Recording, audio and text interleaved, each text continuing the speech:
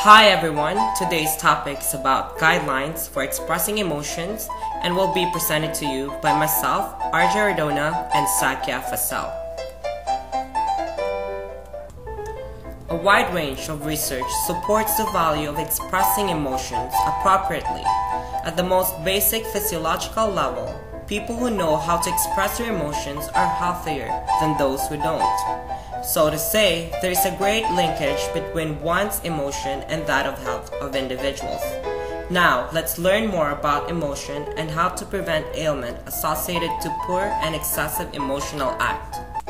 There are many ways in improving one's self-emotion, promoting not only a better well-being but also health in general.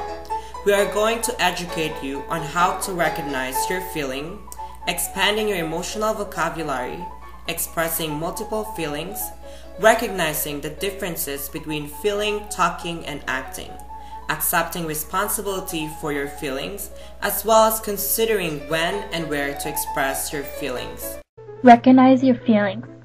Seeking first to understand than to be understood. There is more to just being aware of feelings. Individuals must be able to identify and process those feelings to proceed when making an important decision. This is known as effectively orientated. Effectively orientated are people who are not aware of their emotional states. This results into considering feeling as useless or waste of time. Some examples of feelings may include monitoring nonverbal behaviors, monitoring your thoughts, or verbal messages sending to others.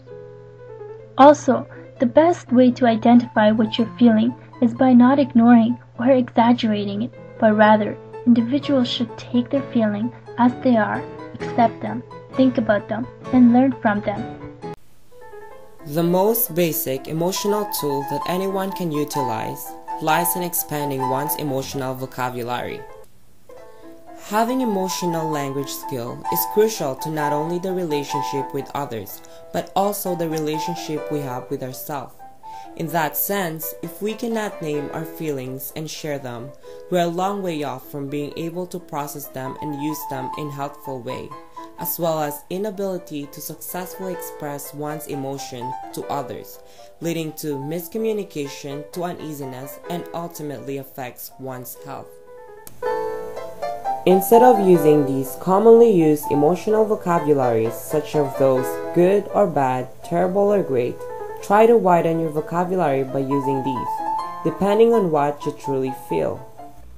Aggravated or anxious, maybe devastated, perhaps brave, defeated, enthusiastic, harassed or neglected, refreshed, joyful, or grateful. These are just some of many different vocabularies to express yourself. You are sure to find the best fit for your emotions. Express multiple feelings. Emotion is messy, contradictory, and true. Once in a blue moon, we experience emotion at any given time. We may say one thing, but may ignore the other emotion that we may feel. More than likely, the negative emotion stands out and is the only emotion that is important. It is best not to express emotion when being overwhelmed with a strong feeling. It's best to wait and think about what you're going to say and take this time. Organize your thoughts.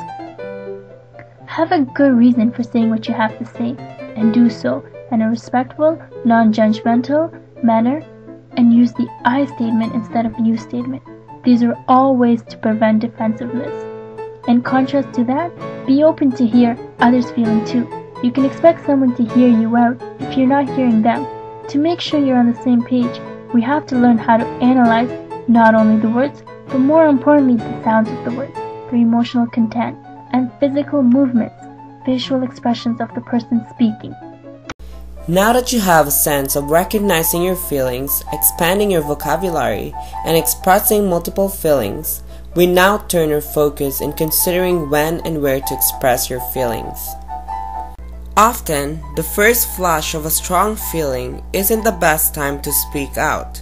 If you're awakened by the racket caused by a noisy neighbor, storming over to complain might result in saying things you'll regret later.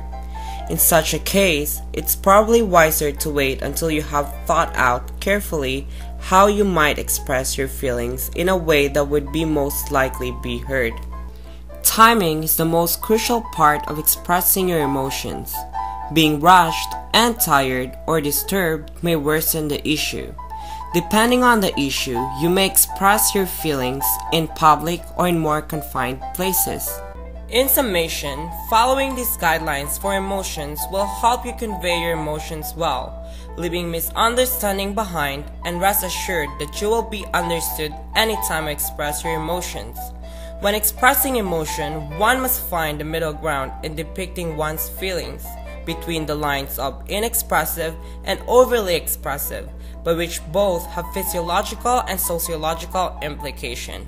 We leave you now with a quote from Aristotle: "An intermediate between excess and deficit, equidistant from extreme, neither too much nor too little."